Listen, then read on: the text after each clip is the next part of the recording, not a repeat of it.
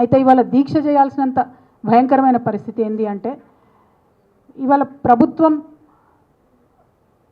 ఒక ధైర్యంతో, అంటే మీడియా మా పక్షాన ఉంది, అధికారం మా పక్షాన ఉంది, అధికారులు మా పక్షాన ఉన్నారు, ఏం చేసినా చెల్లుతుంది అనేటటువంటి ఒక ధైర్యంతో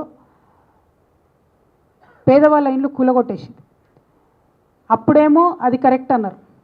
ఈరోజు మంత్రులు ప్రెస్ మీట్ పెట్టి కూలగొట్టిన ఆ భూమిలో 450 మంది అర్హులే, వాళ్ళకి పట్టాలు ఉన్నాయి అంటారు.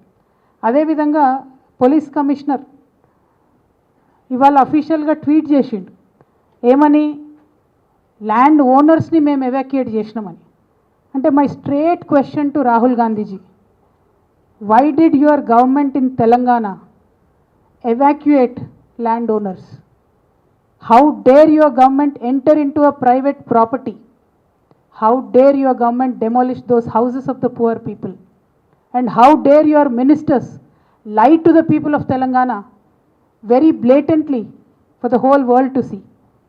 And what is the meaning of you carrying a constitution, parading it around? It is not an ornament.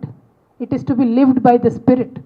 And if the Congress party today is lacking the spirit, then I believe your government should immediately resign and ask the forgiveness of people of Telangana.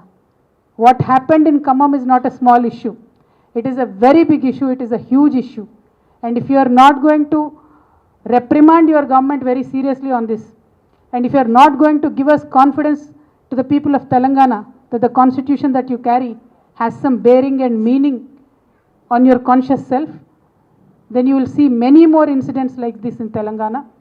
Unfortunately, you are dependent on this government, we understand that. But this is not the way to treat the people of Telangana. Telangana ప్రజలు మామూలు ప్రజలు గారు. మీరు ప్రజా పాలన అని చెప్పి ఇప్పుడు మీరు చేస్తున్నటువంటి ప్రజా వేదన రోదన అందరూ కూడా గమనిస్తున్నారు. ఇంత తీవ్రంగా మేము ఈ నిర్ణయం దీక్షకు తీసుకోవడానికి ఏంటంటే, ఖమ్మంలో ఇవాళ ప్రభుత్వాన్ని విడిచిపెట్టి బాజాప్తా ల్యాండ్ ఓనర్స్ని కూడా మేము బీకి బయటేస్తాం, మీరు ఏం చేసుకుంటారో చేసుకోండి అనే ధైర్యం గవర్నమెంట్కి ఇస్తే, రేపు ఇదే పని నిజామాబాద్లో అవుతుంది, ఇదే పని మహబూబ్నగర్లో అవుతుంది, ఇదే పని అంతటా అవుతుంది. తెలంగాణ అంతటా కూడా పేదవాళ్లకు బతికుండే హక్కు లేదన్నట్టుగా ఈ ప్రభుత్వం వ్యవహారం ఉంది. కాబట్టే ఈ కఠినమైన నిర్ణయం తీసుకున్నాం. దాంతో ప్రభుత్వం దిగి వచ్చింది.